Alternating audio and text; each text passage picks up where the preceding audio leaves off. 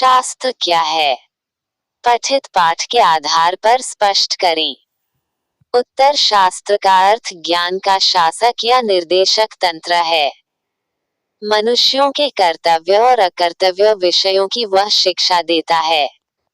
शास्त्र को ही आजकल अध्ययन विषय कहते हैं।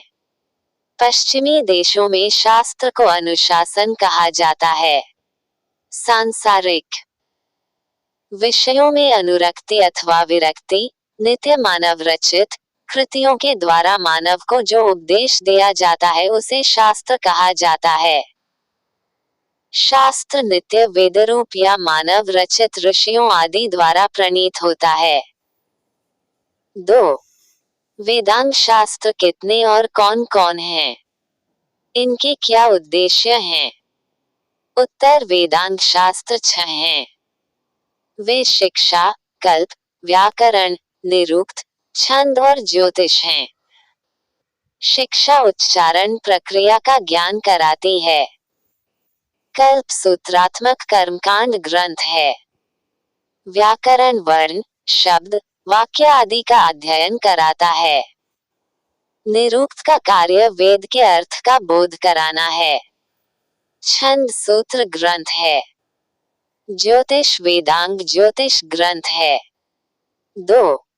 शास्त्रकारा पाठ का 5 वाक्यों में परिचय दें। उत्तर, यह नवनिर्मित संवादात्मक पाठ है जिसमें प्राचीन भारतीय शास्त्रों तथा उनके प्रमुख रचयिताओं का परिचय दिया गया है। इससे भारतीय सांस्कृतिक निधि के प्रति जिज्ञासा उत्पन्न होगी, यही इस पाठ का उद्देश्य है। इस वार्तालाप का उपयोग कक्षा में हो सकता है। 3. शास्त्रकारा पाठ के आधार पर शास्त्र की परिभाषा दें। उत्तर, सांसारिक विषयों से आसक्ति या विरक्ति, स्थायी, अस्थायी या कृत्रिम उपदेश जो लोगों को देता है उसे शास्त्र कहते हैं। यह मानवों के कर्तव्य और अकर्तव्य का बोध कराता है। ये ज्ञान का शासक है। आजकल अध्ययन विषय को भी शास्त्र कहा जा सकता है। पाश्चात्य देशों में अनुशासन को ही शास्त्र कहते हैं। 4. वेदरूप शास्त्र और कृत्रिम शास्त्र में क्या अंतर है? उत्तर, जो शास्त्र ईश्वर प्रदत्त है, नित्य है, उस शास्त्र को वेदरूप शास्त्र कहते हैं। कृत्रिम शास्त्र उस शास्त्र को कहते हैं जो ऋषियों द्वारा लिखे गए हैं अथवा विद्वानों द्वारा रचे गए हैं।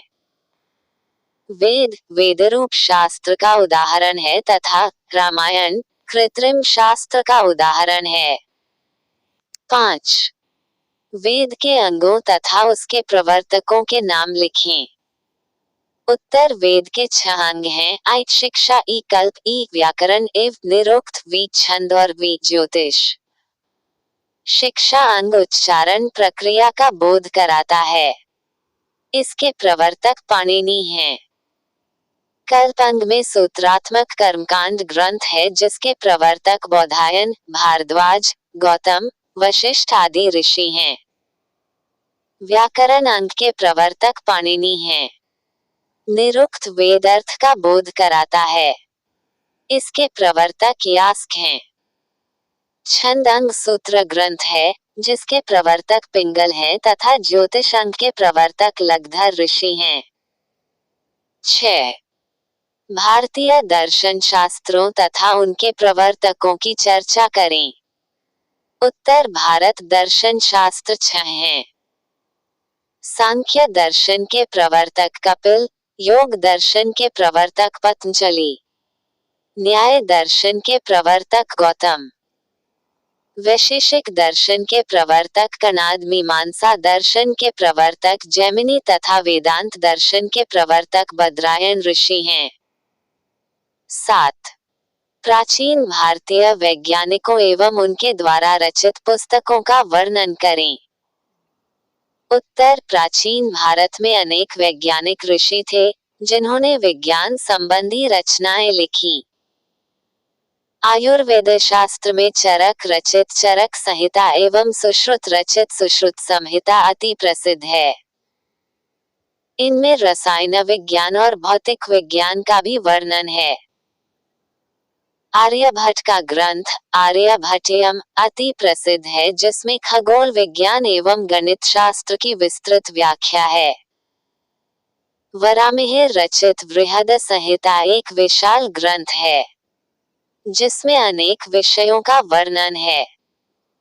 कृषि विज्ञान के रचयिता महर्षि पराशर हैं। इसमें वैज्ञानिक कृषि का वर्णन है। 8. शास्त्राकारा पाठ में प्रश्नोत्तर शैली क्यों अपनाई गई है? उत्तर भारतवर्ष में शास्त्रों की बहुत बड़ी परंपरा है।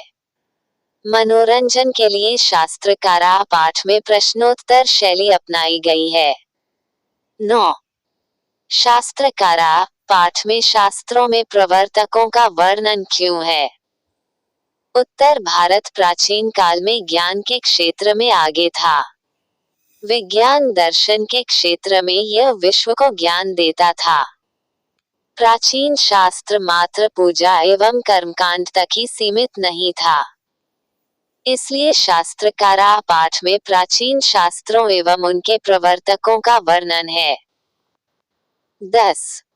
शास्त्रकारा पाठ से हमें क्या शिक्षा मिलती है? उत्तर प्रस्तुत पाठ में लेखक ने बताया है कि भारतवर्ष में शास्त्रों की महती परंपरा प्राचीन काल से ही चली आ रही है। समस्त ज्ञान के स्रोत शास्त्र ही हैं।